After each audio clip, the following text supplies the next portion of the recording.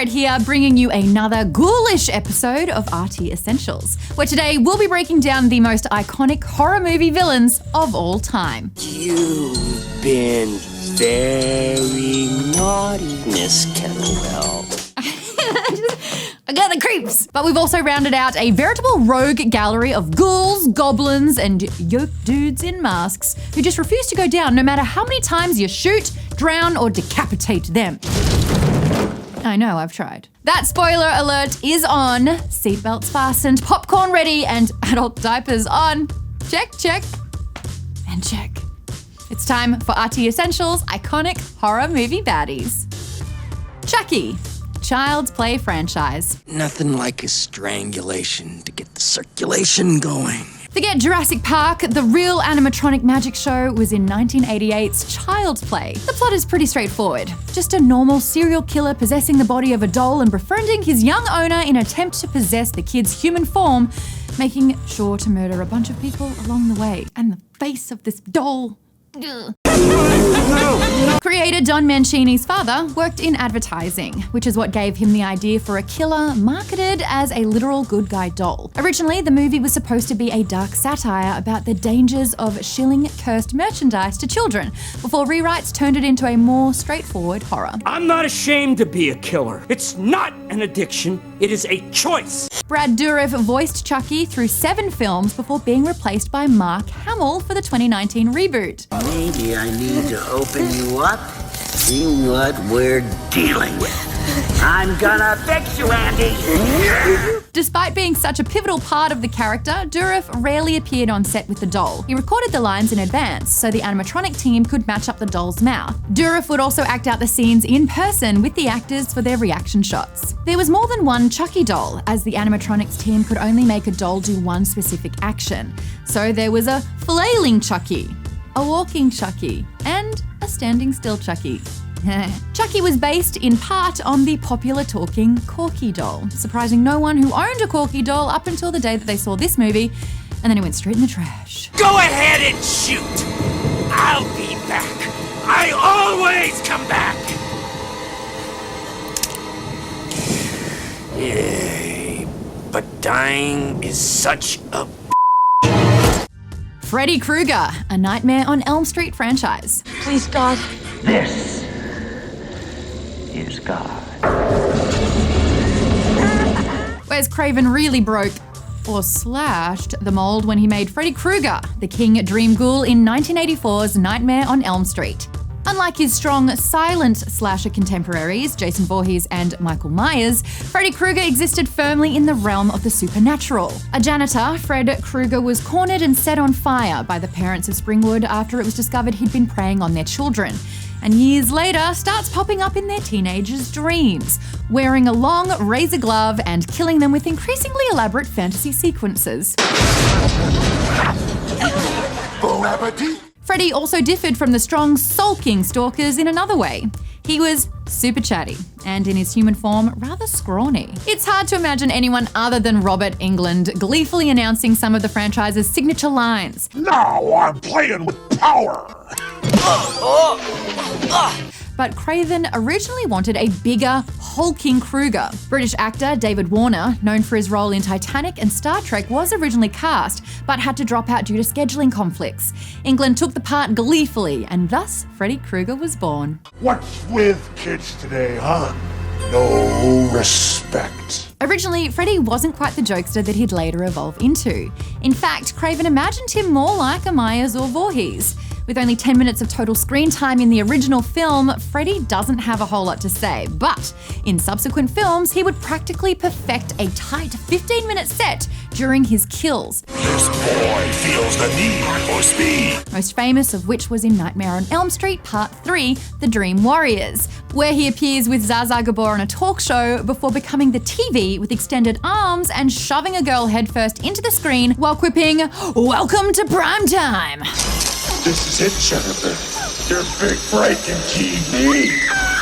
Welcome to prime time. Craven got the idea for a killer dream after reading a story of 3 men who escaped Pol Pot's tyrannical rule, only to suffer from nightmares so bad they stopped sleeping. When the men did pass out from exhaustion, all 3 suffered the same scary fate. A nightmare so bad they would wake up screaming before immediately dropping dead. Autopsies revealed the men's hearts hadn't given out, they seemingly were just scared to death. I'll get you, my pretty, and your little soul too! Jigsaw, Saw franchise. Where is he? Where is he? That's a problem you're gonna have to solve before it's too late. He has about 2 hours before the gas creeping into his nervous system begins to break down his body tissue, and he begins to bleed from every orifice he has. Oh yes. There will be blood. Though most fans of the Saw franchise remember the name John Kramer, the marionette he used in introduction videos for victims to play a little game is named Billy the Puppet. Hello, Amanda. You don't know me, but I know you. I want to play a game. Billy can be found in one form or another across all of director James Wan's films. But as creepy as Billy was, he was actually an homage to a horror maestro.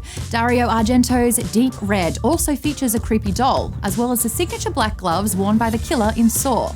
But while Deep Red featured more of a talking Tina doll with a knife, Billy was more of a tricycle riding dandy. It's the bow tie, so dapper. What do you see? Look!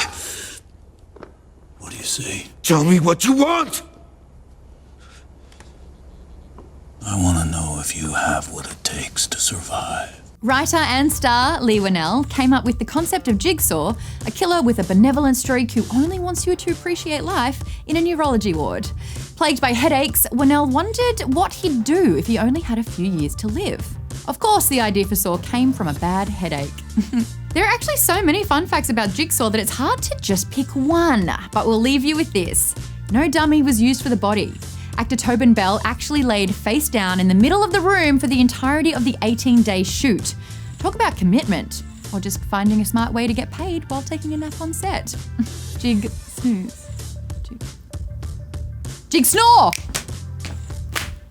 I just knew I needed a second. Game over! Candyman, the Candyman franchise. Your death will be a tale to frighten children. Come with me and be immortal. Candyman is an iconic piece of black horror canon, but the source material actually pegged the titular bee-holding antagonist as a white man. In adapting Clive Barker's short story, The Forbidden, director Bernard Rose transplanted the action to inner city Chicago, turning its main character into a black man who's been the victim of a lynch mob. The mythos of Candyman was based on a real-life incident where a Chicago woman was found murdered in her apartment after complaining that men had been entering her home through her mirror. The police found the intruders had indeed come from the abandoned apartment next door, climbing in through the bathroom vanity. That building, down the street from the one where they shot the majority of Candyman.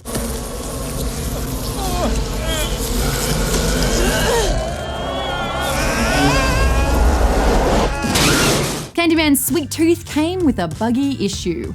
Rose wanted real bees on set. Candyman actor Tony Todd worked it into his contract that he would get a $1,000 bonus anytime he was stung by a bee.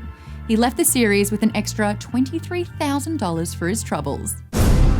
I am the writing on the wall, the sweet smell of blood. Nia DaCosta's Candyman is a direct sequel to the first movie, filming in the original location of Cabrini Green neighborhood, despite the high-rises having been demolished. And while the urban horror movie was considered pretty boundary-pushing at the time, the new movie incorporates the politic of the Black Lives Matter movement and ties Candyman's fate to it. You want to be a part of the story, right? No.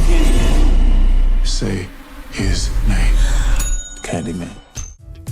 Norman Bates, Psycho franchise. She needs me. It's not as if she were a maniac, a raving thing. She just goes a little mad sometimes. We all go a little mad sometimes.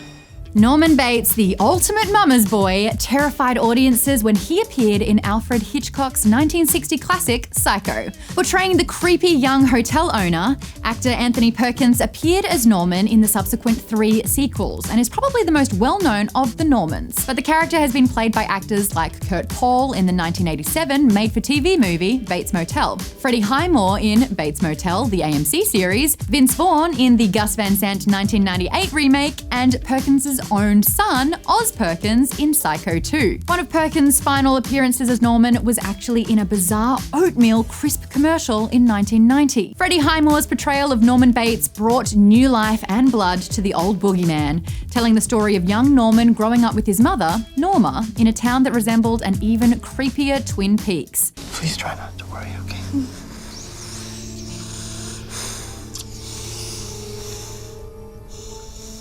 I'll take good care of you, I promise. Actress Vera Farmiga encouraged the show to hire Freddy, whom she'd seen in The Art of Getting By, even promising producers she'd sign on for the show if they hired him. That sure is some high praise for the young actor, and I tell you what, their chemistry on screen really was genuine.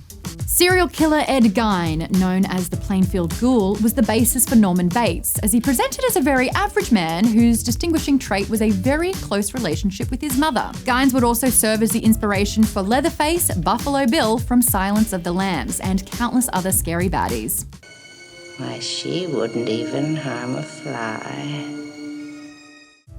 Leatherface, the Texas Chainsaw Massacre franchise.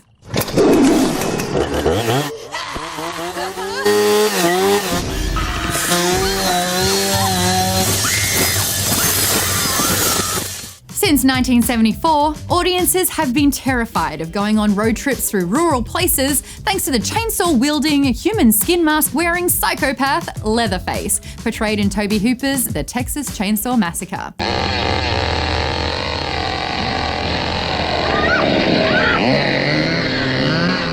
But despite the horror the character invokes, he's never been the main villain of the franchise. That would be his redneck family, the Sawyers, whom Leatherface is always working on their behalf. In fact, by the time we get to Texas Chainsaw Massacre 3D in 2013, he's actually the misunderstood anti-hero. It's me!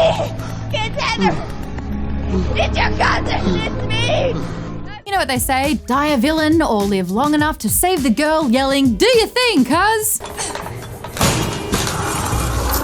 Do your thing, cuz. According to Hooper, one of his inspirations for Leatherface came from a particularly gory story told to him by a doctor friend of his, who as a pre-med student had gone and skinned the face of a cadaver and worn it out for Halloween. That's sick. Hooper decided Leatherface should have different skin masks to fit each of his moods. And he's a very moody boy. Hooper had one very effective trick for getting the most out of his cast of relatively obscure local actors. None of them ever saw stuntman Gunnar Hansen in full Leatherface until it was time for their death scene. And they had a good reason to be scared. They used real chainsaws with actual chains. That led to some close calls with the actors. With the mask on, Gunnar had no peripheral vision, and during one take he tripped and fell. The revved up chainsaw flew in the air, landing inches from his face. Thankfully, Leatherface got to keep his mug. Pinhead, Hellraiser franchise. He's got pins in his head. What you think of as pain is only a shadow. Pain has a face. I am pain. Clive Barker scared audiences out of their seats with his 1987 horror classic Hellraiser, which featured a demonic puzzle box, a race of multidimensional pain-loving beings called Cenobites, and, of course, their iconic leader, Pinhead. We'll tear your soul apart. Funnily enough, in the original movie, however, the character played by Doug Bradley was just referred to as Lead Cenobite in the original script. Pinhead was just a fan name that happened to stick, as it were. In later sequels, that's how the movies referred to him. When people say, "You look like $1 million," they're usually not talking about the star villain of Hellraiser. But that was in fact the entire budget given to first-time director Barker to make Hellraiser, which ended up exponentially earning it back with a $20 million box office smash. And if anyone was confused about where that time and money went, it took 6 hours for Bradley to transform into the needle-nosed Pinhead, and by the later films he became so adept at it that he was credited as assistant makeup artist. I know your fear. Unlike the other big baddies at the time, your rogues gallery of Krugers, Myers and Voorhees, Barker envisioned Pinhead not as some silent, lumbering shape, nor some wisecracking fiend.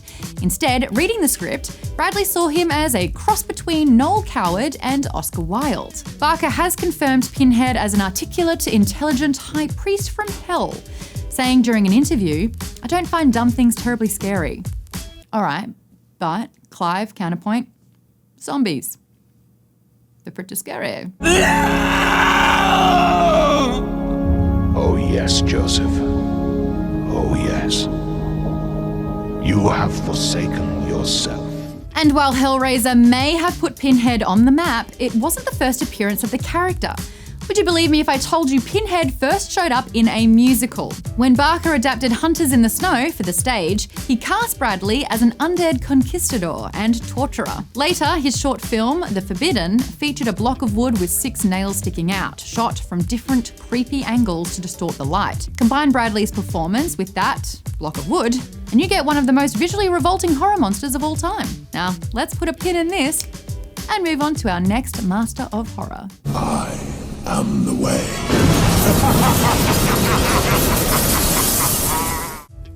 Hannibal Lecter, Hannibal franchise. A census taker once tried to test me. I ate his liver with some fava beans and a nice Chianti. You know, we love to give Freddy credit for all the good puns, but there's at least one scary fella that would consider that a bit rude. We are talking, of course, about Dr. Hannibal Lecter, renowned forensic psychiatrist and toast of Baltimore's high society, who ends Silence of the Lambs by telling Agent Clarice Starling he's having an old friend for dinner. That is one self-aware cannibal. We're glad he kept his sense of humour, that one. I do wish we could chat longer, but I'm having an old friend for dinner. Lecter is one of the few horror villains that transcends the serial killer in a horror movie archetype. Anthony Hopkins won an Oscar for playing him in Silence of the Lambs, while actor Mads Mikkelsen won a Saturn Award for his interpretation of the role in NBC's Hannibal. Traditionally made with pig's blood, in this case a local cow. And when you last made it for me? The blood was from a cow, only in the derogatory sense. Lecter was named the greatest villain in American history by the American Film Institute in 2003, beating such heavy hitters as Norman Bates, Darth Vader, and the Wicked Witch of the West. We may associate Hannibal with Sir Anthony or Mads, but it was actually Brian Cox who first played the Good Doctor in 1986's Manhunter. You're very tan, Will. Your hands are rough. They don't look like cops' hands anymore. And that shaving lotion is something a child would select. It has a ship on the bottle, doesn't it? Don't think you can persuade me with appeals to my intellectual vanity. Originally, director Michael Mann had wanted to cast William Friedkin, the director of The Exorcist, to play Lecter before seeing Cox perform on stage. Meanwhile, we can thank David Lynch for the most iconic portrayal of Lecter in cinema, Silence of the Lambs. Director Jonathan Demme was inspired to cast Sir Hopkins after seeing him in Lynch's 1980 Elephant Man. I've been in this room for 8 years now, Clarice. I know they will never ever let me out while I'm alive. What I want is a view. I want a window where I can see a tree, or even water. Hannibal Lecter is a unique kind of killer. He's an overly polite, erudite, sociopathic cannibal who thinks he's smarter than everyone else. So when he finds people he likes, he tends to bond pretty hard. Above or below the wrist, Clarice. What people don't know is how author Thomas Harris originally had this play out. At the end of the novel Hannibal, Dr. Lecter is spotted by a former guard at an Argentinian opera, where he's accompanied by his wife, Clarice Starling. Yeah, mic drop, Harris ends the novel telling us that Starling and Hannibal ran off, got married, and lived happily ever after in a giant mansion, where they danced, learned new languages, and as the novel specifically points out, do not take psychoactive drugs and consume the face of their servants. Oh, true love. I'm happy for them. I I also much prefer the movie's ending.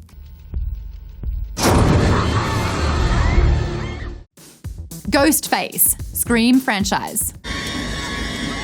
There are few horror villains in the last 2 decades with masks as iconic as those worn by the various Ghostface killers across the Scream franchise. The story behind the spooky face garb is pretty neat. While scouting locations for the original Wes Craven film, a producer went on location to the house featured in Alfred Hitchcock's Shadow of a Doubt. Inside the home, a Ghostface mask was hanging on a post. When she took the photos of the home back to work, Craven loved the look so much that he decided to use it for the movie's killers.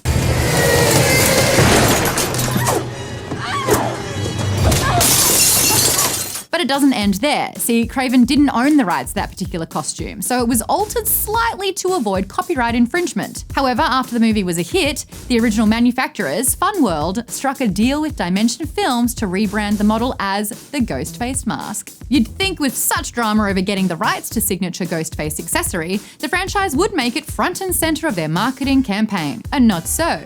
Ghostface did not appear on any of the official posters for the American marketing until the 4th film. Though Scream has had many killers over the course of the saga, at least 2 per movie, meaning 8 in total, not including the new film, there's a lot of bad people, audiences are supposed to recognize Ghostface as the same entity from the prior films. The mask helps, but the other half of the equation is actor Roger Jackson, who provided Ghostface's phone voice in every film. Hello, Sydney. Remember me? What do you want? I want you. It's showtime. To keep an air of mystery during the original Scream production, Jackson was actually on the other end of the phone calls during the shoot, taunting his victims. But Craven kept him purposely hidden in another room, so until production wrapped, no one in the cast had laid eyes on the guy asking them about their favourite scary movie. Which is all cool and all, but man, maybe just trust your actors to, be able to act scared instead of creating elaborate schemes for freaking them out to get a reaction, huh? Annabelle, The Conjuring Universe. Your father warned them and all of me, ladies! That victim comes I will be done on earth as a heaven! Put her in! Give us the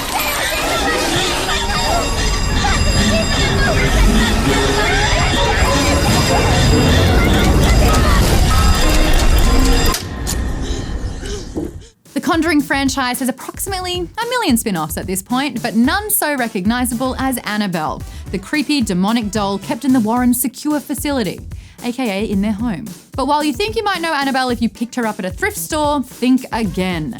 The real-life version of Annabelle was a plain old Raggedy Ann doll. And yes, it can still be viewed by visiting the Warrens' Occult Museum today, which again, is just their basement, people.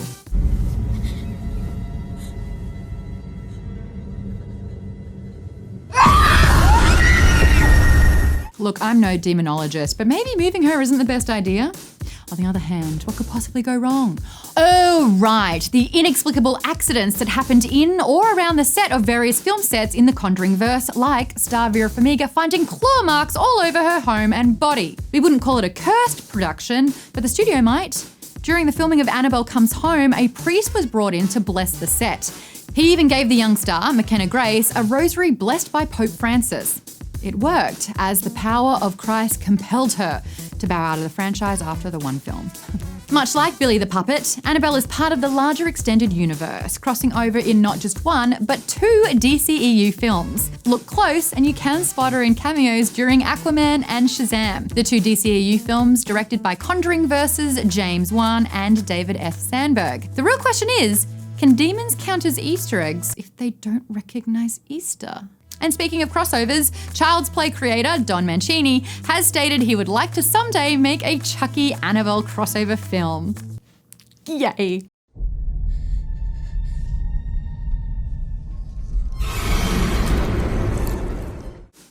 Michael Myers, Halloween franchise.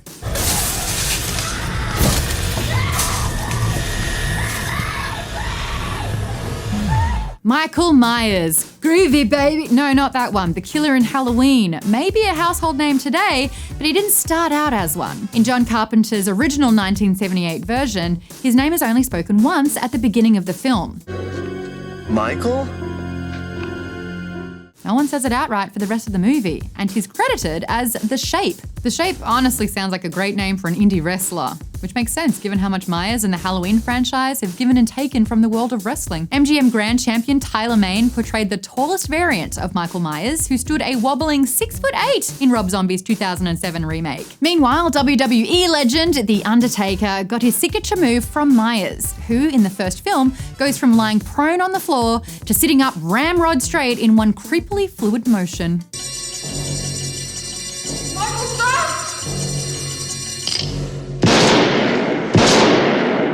Michael was not revealed to be Laurie Strode's brother until the second film. Carpenter and Curtis ended up deeply regretting this revelation, as they felt it cheapened Michael's intimidation of being a total unknown stranger. This would be retconned back in the 2018 film.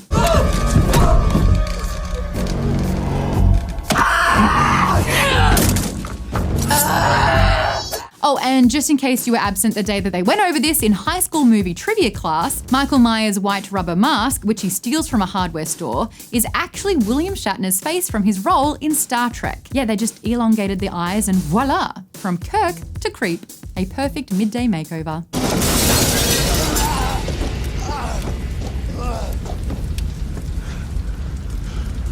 Trick or treat, mother. Jason Voorhees, Friday the 13th franchise.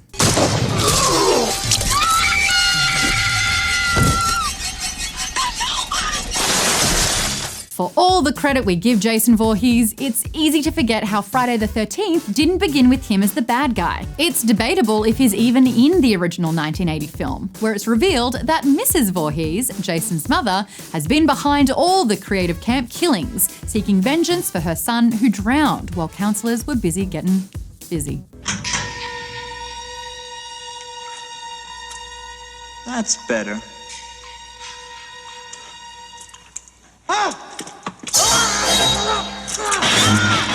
Even more outrageous is the fun fact about Jason's famous hockey mask. He doesn't even wear it until the end of Friday the 13th Part 3. Yeah, the second movie, he's wearing just a straight up burlap sack over his face. Somehow just not as effective. Producers originally wanted Jason to wear an umpire mask, but decided a hockey mask would cover more of his face and reduce the need for prosthetics, as it was already canon that Jason has a huge, weird-looking noggin. And that's a delicate way to say it. And if you're really looking to stir the pot at the next horror convention, just bring up the fact that Jason Voorhees technically holds the record for highest kill count of any slasher, racking up 150 on-screen deaths over the course of the franchise. And that's not even including the entire space colony's worth of people that he just exploded in Jason X. Watch as everyone loses their collective minds debating whether or not half of those Freddy vs. Jason kills can even be attributed by Voorhees if he was actually being controlled by Ghost Krueger.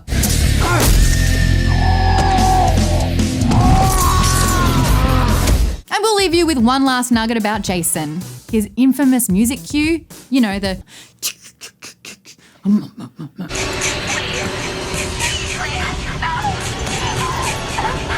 yeah, that was created by sampling Betsy Palmer's line in the original, whereas Mrs. Voorhees, she begins to channel Jason, chanting, "Kill them, mummy! Kill her, mommy!" Now you'll never be able to unhear that, or unsee the fact that I went So that's our list, folks, of the scariest movie villains in horror history. Of course, we didn't have room for everybody on here. Sorry, Wolfman, and sincerest apologies to Bela Lugosi. So please go on RottenTomatoes.com and drop a comment telling us who you think belongs on the list of S-level slayers. Thanks for tuning in, folks, and until next time, remember, if you're pairing fava beans with anything, it's gotta be